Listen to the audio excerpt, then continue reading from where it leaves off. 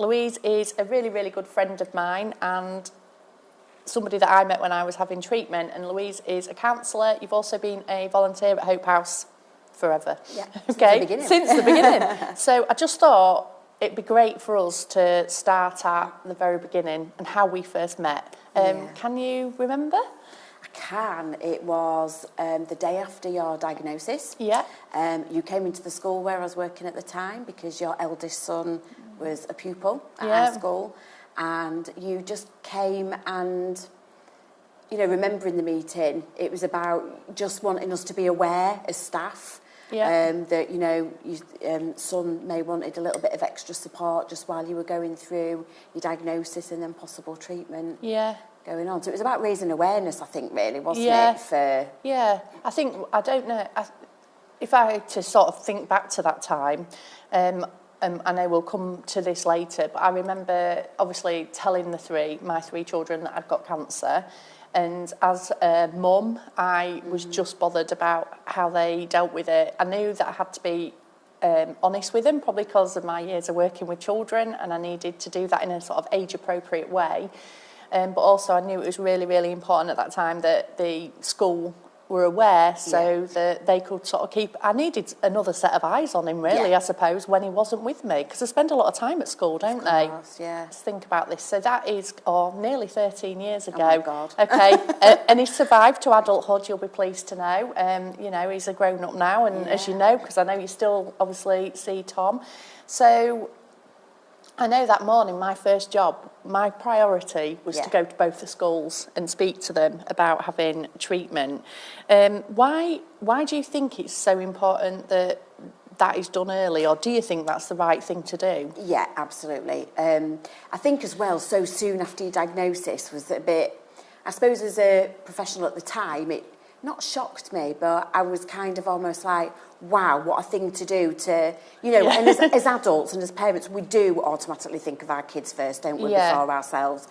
But for it to be the day after was quite refreshing, I suppose, in a way. All right. Because it was like, okay, not only is this mum thinking about her kids and kind of the holistic what's going on, she's also wanting to put things in place to ensure, like you say, as they're going through school and coming every day, that there is somebody there that they know is a point of contact if they are really struggling or, you know, sort of going through a range of emotions. We would understand maybe why Tom isn't really feeling this lesson, or, you know, for example, if there was a certain subject in PSHE and it was talking about maybe death or illness or those... that actually maybe do we need to take him out of that lesson? So there's loads of things to consider at the time, and just thinking about where his headspace is. Yeah.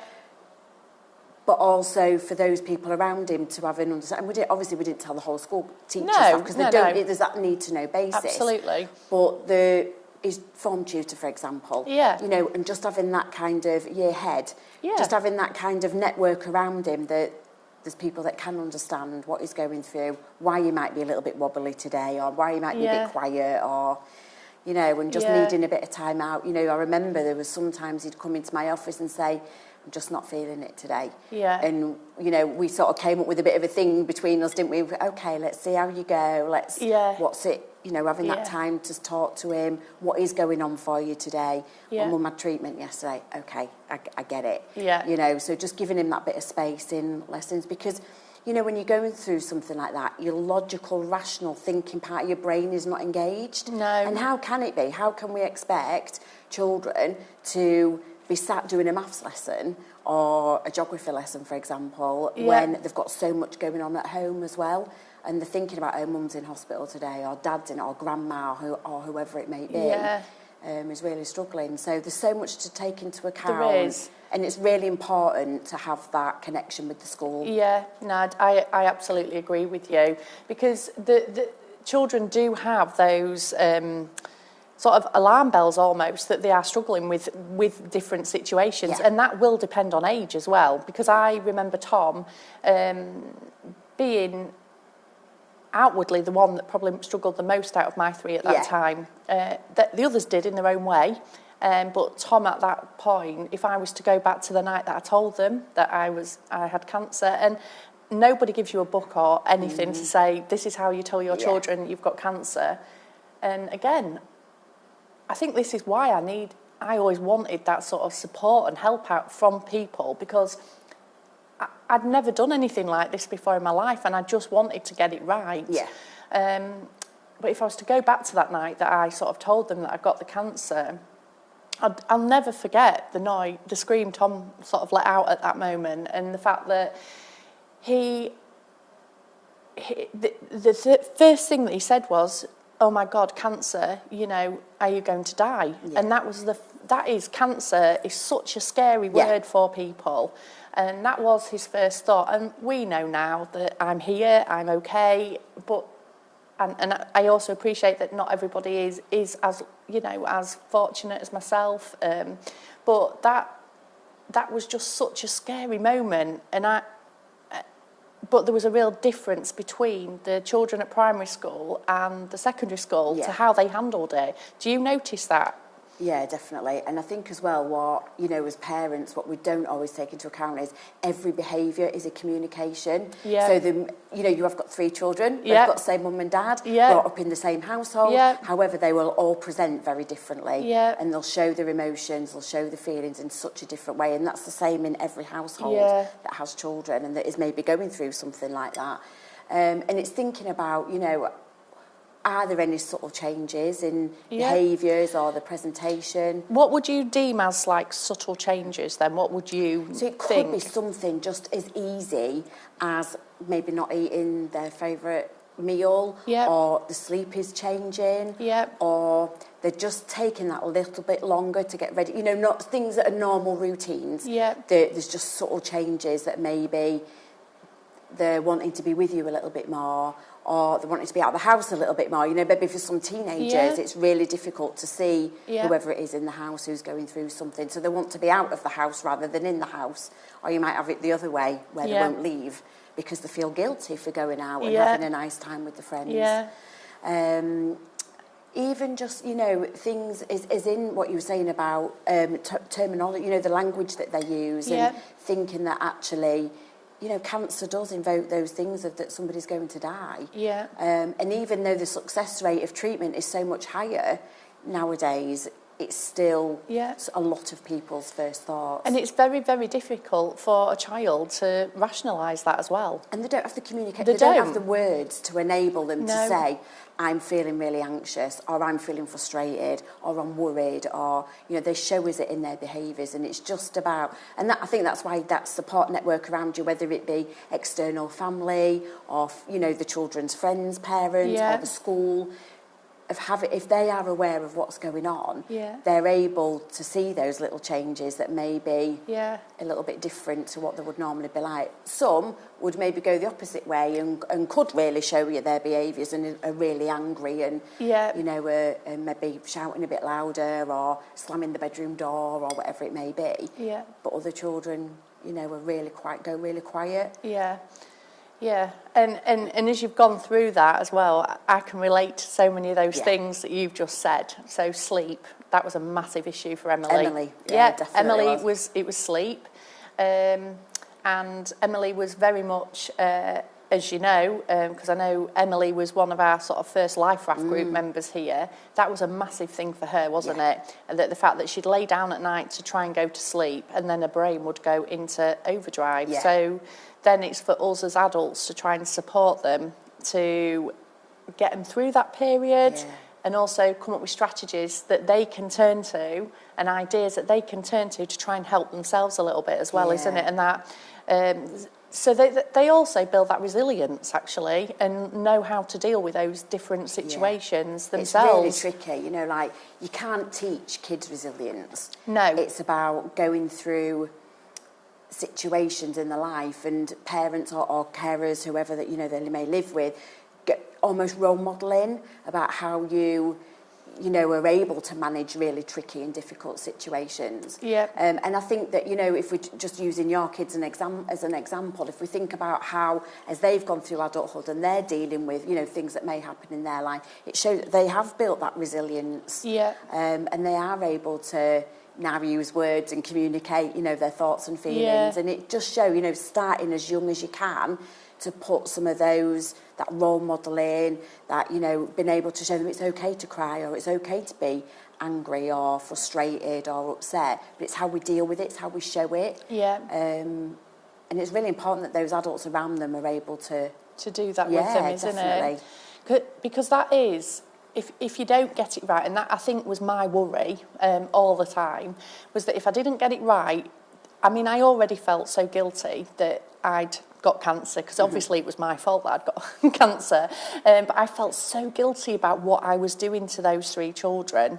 They were just my, you know, and they are still my world, but I felt so guilty about getting everything right, and I felt so much pressure, and I probably think that does link to the fact that I've worked with children for lots of years as well, and, you know, but I did not want to mess them up for the rest of their lives, ultimately, by me having cancer, and that was my big worry, that I would mess them up, because I'd done this to them. And I know all of that is really irrational and silly. So if I was to go back then, that was my absolute priority.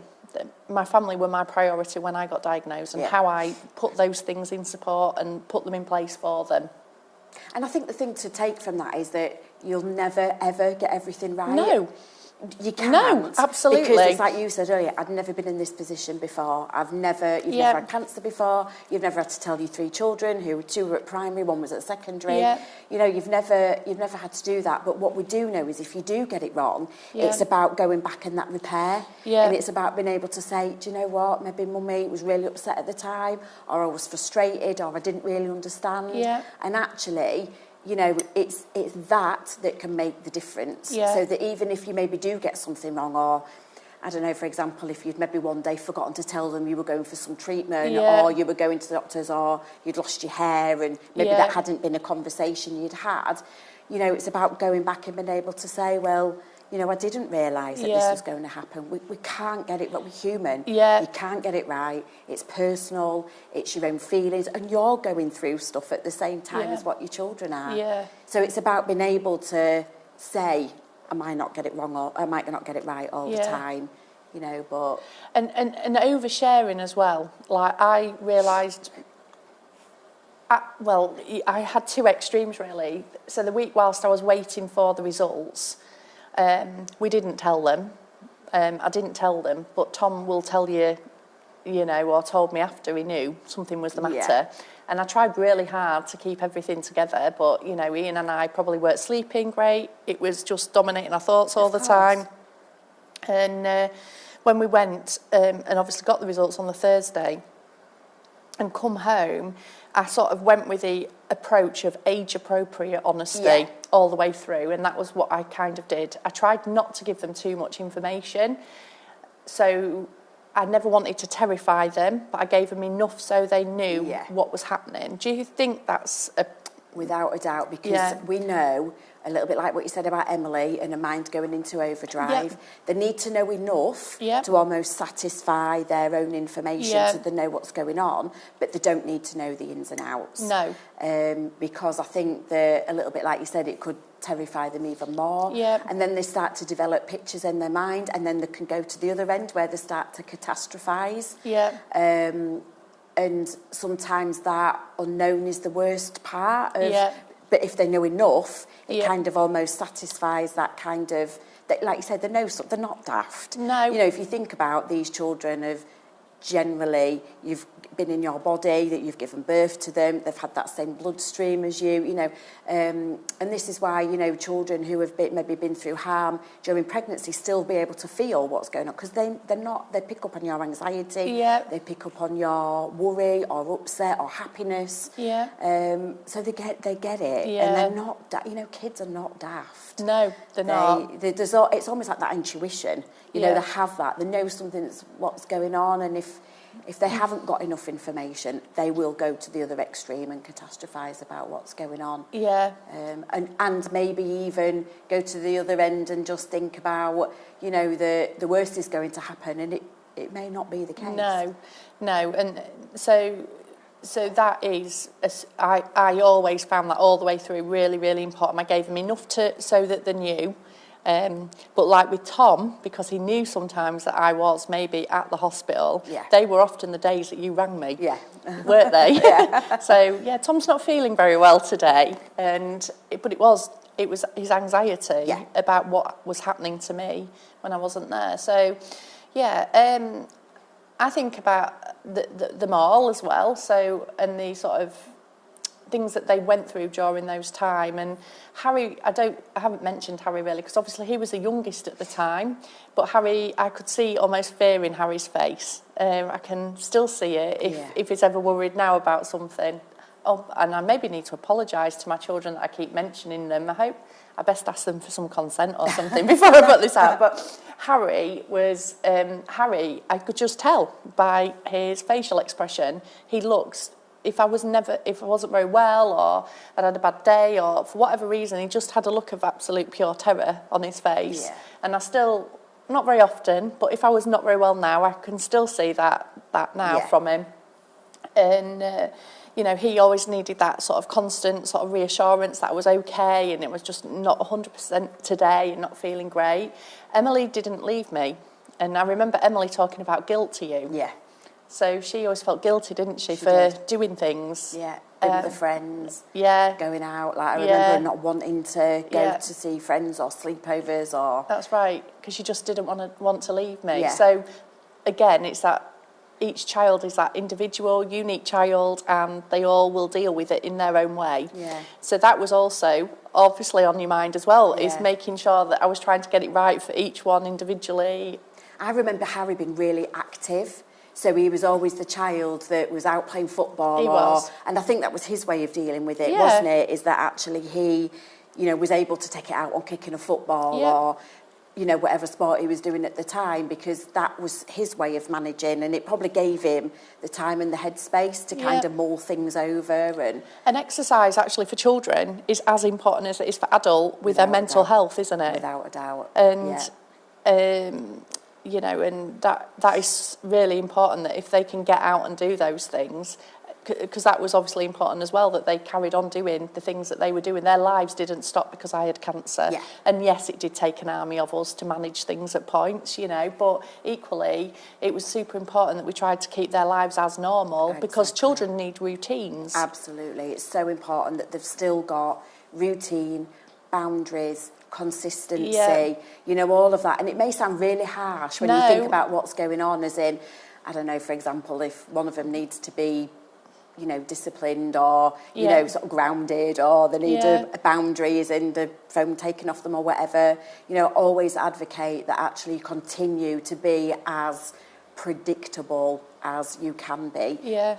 It's going to change, isn't it? You know, things are going to happen. I don't know, maybe, for example, you always used to have tea at the table, whereas you were maybe not feeling very well, so you had tea on the settee. Yeah. Do you know what I mean? And those sorts of things. But if you can, keep it as not normal as you possibly can is really important for being able to maintain those. So then the children know where they are. You've always said, no TV while we're having tea.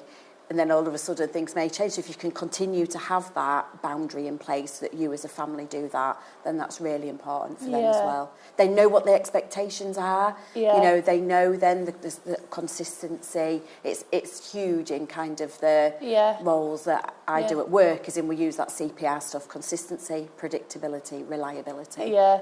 Yeah, no, I absolutely agree. Those routines, children need to know where they are all the time, don't they? And because it's less you know, it brings that less anxiety. It does.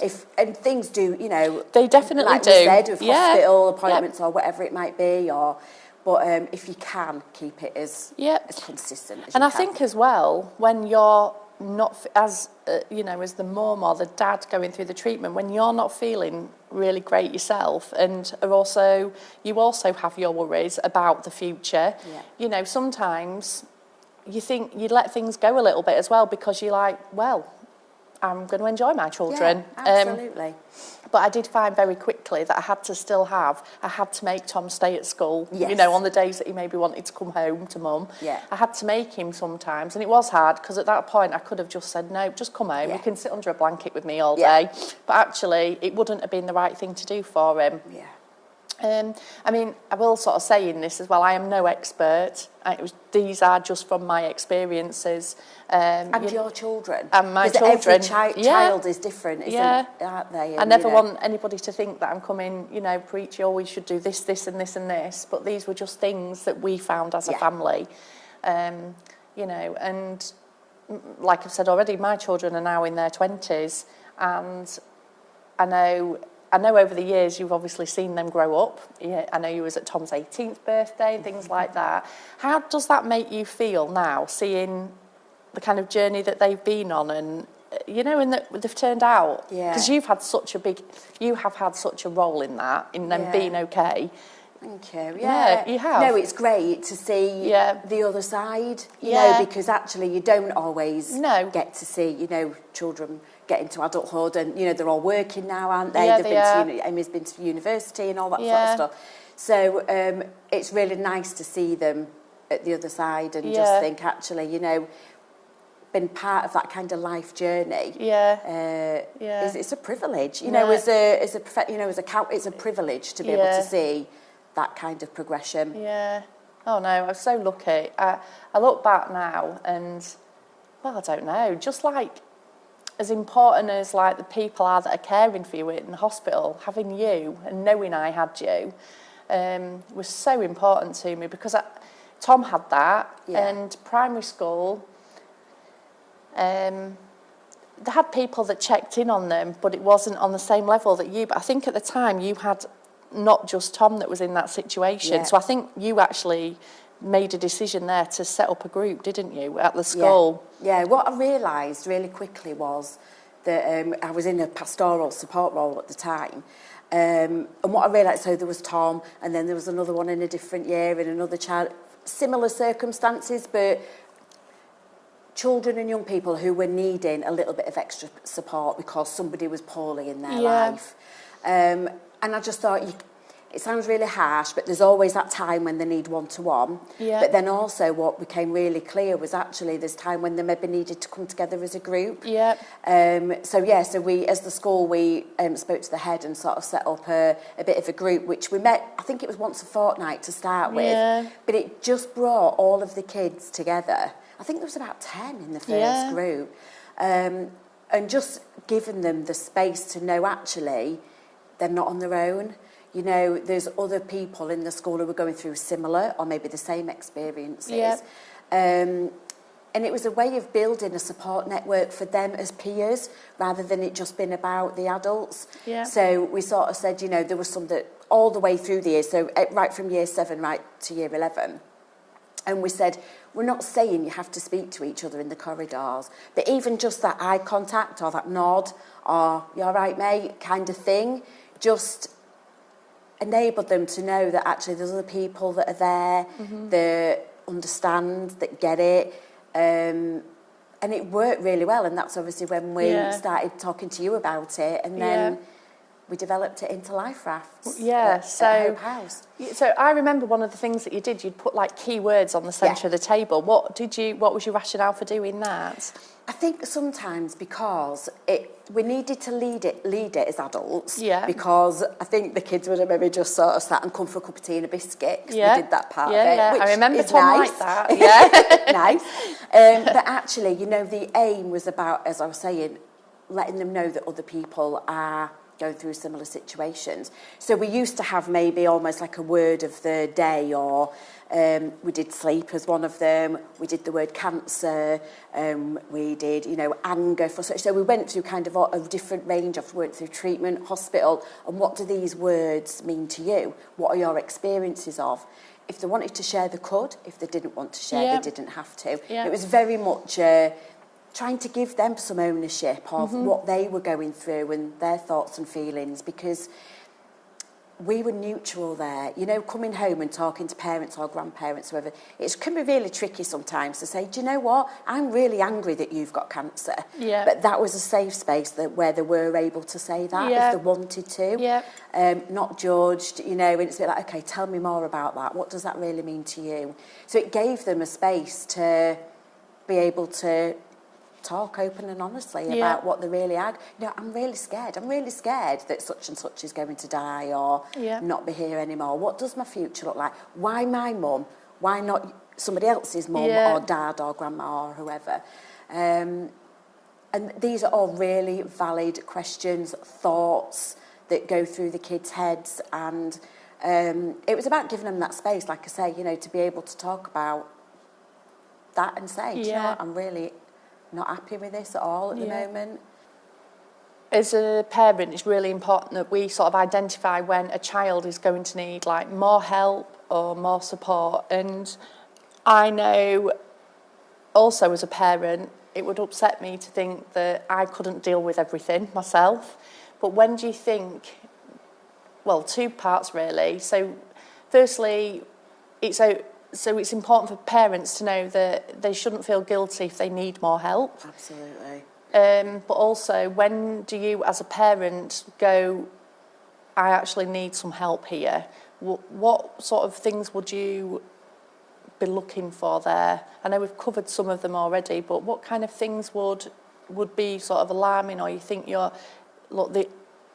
suppose what I'm saying, as a mum, when do you think, actually, I'm not helping my child as much as they need at the moment?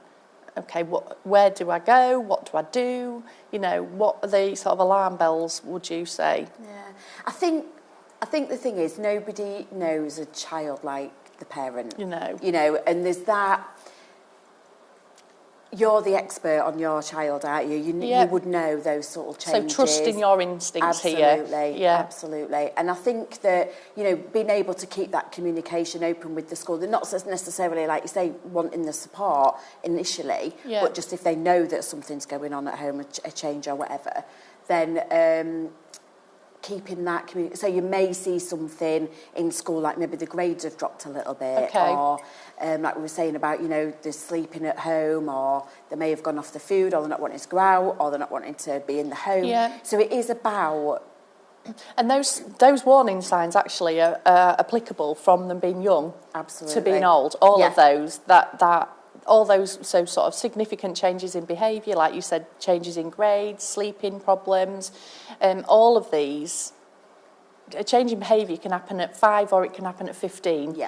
So these sort of key indicators, they aren't just unique to one age group, are they? No, not at all. And it can be, like we were saying earlier, something as subtle, or it can be something that's really serious. Huge. Just that you just know they're not. Like you say, trusting your gut, trusting that instinct that you just know something isn't right for them. And it is okay as a parent, as a carer, as a grandparent to go, we really do need some help here.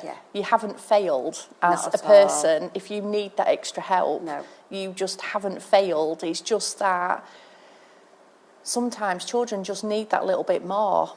And I think there's so much more out there now than there used to be. Oh my goodness, we've talked about this so much over the years, haven't we? And you said, didn't you, earlier, that actually, you know, you don't get a rule book with your child. You don't give birth to a child and then a rule book and this is how you parent this child. No, absolutely. Life would be so easy if they were born with a manual. So actually, you know, it is about just sort of almost talking to those family around you maybe, or those people who probably know the child really well, and just sounding that out. Okay, do you think maybe we're at the point where we need a little bit more support? You know, Google is one of our best friends, isn't there, that is able to give you kind of thoughts and ideas about how to talk to your children, about where the help and support is out there. You know, obviously Hope House got its own website and is out there on lots of different platforms to enable you to go to places for help. But, you know, and school is also a great one, or your GP even, that can sort of help and signpost you if you need it. I mean, obviously, we've done a lot of work together over the years, but one of our biggest frustrations is, though, the lack of support out there now and the waiting lists. And this is it's a countrywide issue. It's not just unique to this area. You know, and waiting lists for some of those professional services now are up to 18 months for children. That's just not fast enough, is it? Not at all. If children need help, they need it. They can't wait. And each child, you know, again, going back to that, they're all individual. Some it might be immediate, almost immediate support. Kind of like if you're thinking about grief counselling, they usually say sort of between 3 and 6 months after death, if that is something. However, again, it is all, independent, individual.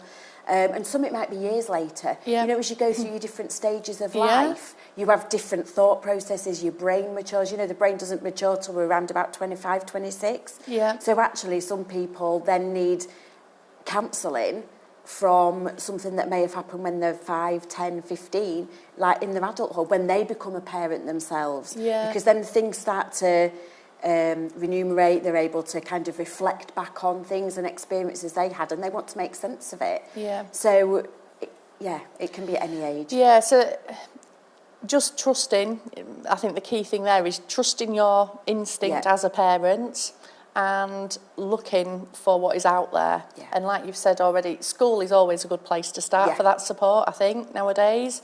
And also like the local GP or organisations like us, which weren't there when my children... there was just nothing out there, really, when my children were that age. And now, actually, as a country and generationally, we actually put so much more support in place now for our children. We know that if we get it right, it's that, again, that childcare background, but that Maslow's hierarchy of needs, that if you get all those fundamental things in life, they're fed, they've got water, they've loved, etc., and they've got that basis, that they should go on and thrive. So it's getting those things in place, because like you said earlier, a child can't go sit in a geography lesson or a maths lesson if they can't focus because their mum is having treatment that day or granddad is poorly, so it's about us getting it right as much as we can. And we aren't perfect, and we just do the best that we can all the time. So if we go back then to when we set up Life Rafts, so Life Rafts actually set up a year after. In fact, just thinking, it's Life Rafts' 10th birthday. Is it? Yes, because we set Life Rafts up the year after. Oh my goodness, we need to do happy something. Birthday. Happy birthday, Life Rafts. So we called it Life Rafts because, your children at school named this group. What was their justification for it? Because they felt that it was interesting. It was a year 7 girl who actually came up with the thought of almost, and she did, and so I can't remember it was another child a bit older then came up with them sat on a life raft, because almost that sort of analogy of life's like a roller coaster. They were a bit more, life is like being on a life raft, because you go through rapids, you go through more settled waters, and then there's a bump in the river, and and it's life. And it was Life Rafts, and it was great that they'd thought of kind of, how insightful is that for children and young people to kind of have that analogy of life, because it is definitely like that. Whether it's a life raft or a roller coaster, it's definitely life, isn't it? So they came up with that because they felt that the group was the life raft, their raft for them. How amazing. And to think that, like you say, 13 years on, it's still living. It's still using that name, and it's great. Yeah, so we have obviously the Life Rafts group here, and we've had some great times together. We have really great times together with the children. In fact, it's probably one of the sessions I run each month that is the real highlight of my month. Yeah, it's just so lovely. For lots of reasons. And I think our first group of children that went through are now in their early 20s, and they're all okay. They're all doing absolutely amazing in whatever they're doing. And I think about what we base those sessions on. So we did crafts. They absolutely liked the hot chocolate and cake, didn't they? They loved it. I know. It was. Everything here is about food. Yeah. But actually, you and I took them away as well, didn't we? Did. A couple of times, yeah, we did. Yeah, and we had some really great times. But also, they had access to you. That was a real key in this, is that they had access to you and the counselling that you could provide to them. Yeah. Because I know you are such a clever lady, and I don't know, you are just so wise. I love listening to you telling me about everything, because you are just so knowledgeable about children and what they need. And I think some of that, you know, is personal experience. You know that, you know, my dad died when I was 10. He had cancer, it was 1985, had absolutely no idea that that was going to happen. I knew he was poorly, you know, I'd sort of seen the decline in his health. But then when he did die, you know, my mum was given a leaflet and it was a kind of like, oh, this is what your children may go through. Off you go kind of thing. And we talked to Nick, so on the previous podcast that we did, we talked to Nick. Actually, again, how lives interweave, but obviously you know Nick as well from school, and Nick lost her parents, and same situation. You know, her mum died and she was given a leaflet about how to deal with it. She was 15 years old. I remember going round to her house because we were in the same school and we were friends, and I remember going around to her house the day after and knocking on her door and taking her some flowers, and I was like, I get it, you know, I'm here. We were both, like, say, in the same school, same age, and I just thought, you know, this is a leaflet, this is what you get, but actually there's nothing like having sort of lived experience as well. And I think that's why I then, you know, did my training and went to be a counsellor, trained to be, because I didn't have that when I was younger. And I saw a meme once on Facebook that said, be the adult that you needed when you was a child. And I was like, oh my God, that's why I'm a counsellor. Because there wasn't this help and support, you know, when I was 10 and then going through my teenage years and into adulthood. And it shaped me as a person. Obviously, it shaped me as a person. But what I want to be able to do is give back. And, you know, and it's really nice to hear that, you know, you feel that I've been able to do that, particularly with your children. Then, you know, wanting to continue to be here and be a volunteer and doing that support. But it's really interesting how I mean, I had very obviously different growing up, but I am the same. I again wanted to be. I've worked with children for lots of years for the same reasons that you do, because we want to make a difference to other people.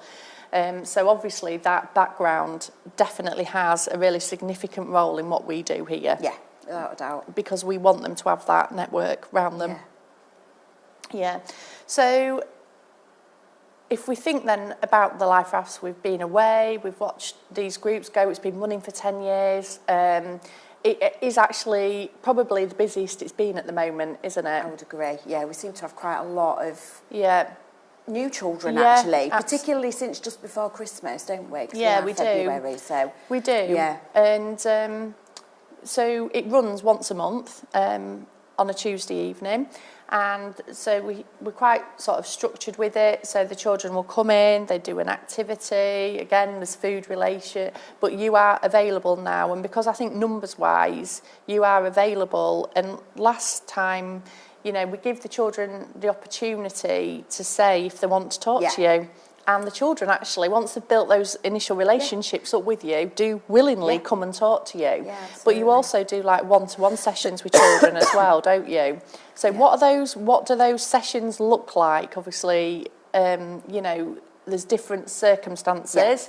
So we do deal with grief and losing a family member or a family friend, so you do like one-to-one support, but also you do the one-to-one support with like preparing children, when the parents are either going through treatment or finding out that they're poorly. So kind of how do those sessions differ? So I suppose the group session, what we know about the group is a bit more generic. So it's a little bit like we're all kind of having similar experiences. You know, if you want, like you say, if you want to talk about it, you can do. When it's a little bit more, when we go off in the group and it's a little bit more one-to-one, it's more specific to them. So, okay, what are your thoughts and feelings about your mum or your grandma or your dad or whoever it is? So it enables them to make it more personal, I think. And even though they do share, I suppose it doesn't go to that really in-depth stuff when we're in the group. No. It's a little bit more... Yes, superficial, isn't it, on the top level? They come in here having a nice time. And part of that is part of it, isn't it? Because we want them to be able to forget. And we want them to be children. Absolutely. And sometimes they miss that. And, you know, again, they all know they've got a shared experience, but it's okay to come and laugh. It's okay to come and have chocolate cake or whatever it might be at the time. But then when it is more on that one-to-one basis, and I know obviously there's other counsellors here, isn't there, that also work with the families, you know, that actually it is that more personal stuff. Okay, so what it really is going on in your household, or... Yeah. Okay. So we obviously do have sad situations as well where children do lose somebody. How the sessions that you maybe do with them, what is that based on? Is that age dependent, what the sessions look like? Absolutely. So if you're probably looking at primary school age, it's more sort of play-based. Yeah. So it's thinking about, you know, come in and kind of, in the room that we've got upstairs, we've got like a doll's house, we've got lots of different... like resources around the room. Sorry, yeah. no, it's fine. Where I was going. You know, the worry monsters and things absolutely. like that. Yeah. So the younger ones might tend to sort of want to play with that and be able to post their worries or their concerns in there.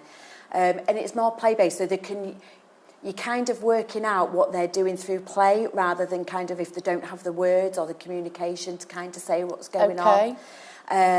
And then with the older ones, it is sort of generally more talking and being able to... And even then, you know, so like a couple of the older ones now, so we'll probably use something like Uno, and you're talking as you're playing, because we know that, you know, some of the best conversations you can have with kids are in the car, or, you know, when you maybe walking the dog or something, or you just sat in the bath. Yes, and they need a wee. So, or absolutely. Like but, you know, it's about you're doing something, but you're also able to... It's not that direct, like we've got now, that direct eye contact, sitting to each other, sit down talking.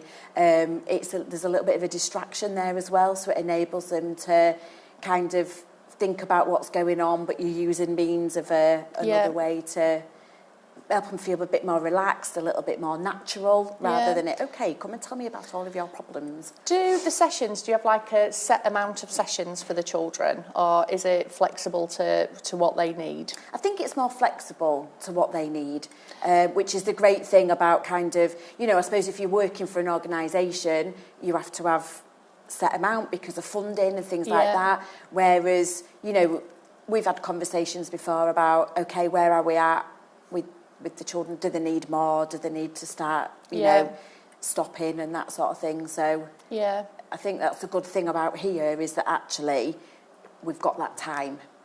I also think as well about the parents. So they all went upstairs and last week, and we sent the parents away. Not out of the building, but we sent them away so we could just be with the children. And I know that's how we're sort of going to progress with that now, because it worked really, really well. Because children are different when their parents aren't around as well. Absolutely. But also the parents found it amazing. That last time, they were telling me afterwards that they'd also had that opportunity to sit and talk with others that were in a similar situation with each other, and they'd found that really, really useful and really beneficial. And I think what helps them as well is that actually, you know, some parents may bring a friend or they may bring a family member, so it gives them the opportunity as well to talk about their experiences and kind of what's been going on for them, and it is that shared experience, isn't it? And that stops you from feeling alone. And that is something, again, that I look at and I think, wow, that's amazing, because we're not now just helping the children, but they're being helped as well in their own way. It's so important to have those right networks of people around you, isn't it? So Life Rafts obviously meets. We've got a Life Rafts group this Tuesday coming up. We are making dream catchers on Tuesday. Tuesday with the children. And again, we'll have that focus around sleep and talking about sleep. And then the children have chosen what they want to eat. Wraps. We're having wraps this time. So, that's, make a mental note, we need to get that sorted. But then they'll have that opportunity. So as we are making those dream catchers on Tuesday, we will be talking about sleep and about how we could use these. So we're sort of drip feeding strategies in, aren't we? That they can use, because their mindfulness actually, and things to focus on their mind and how they can help themselves, and we talked about earlier, was really, really important for them.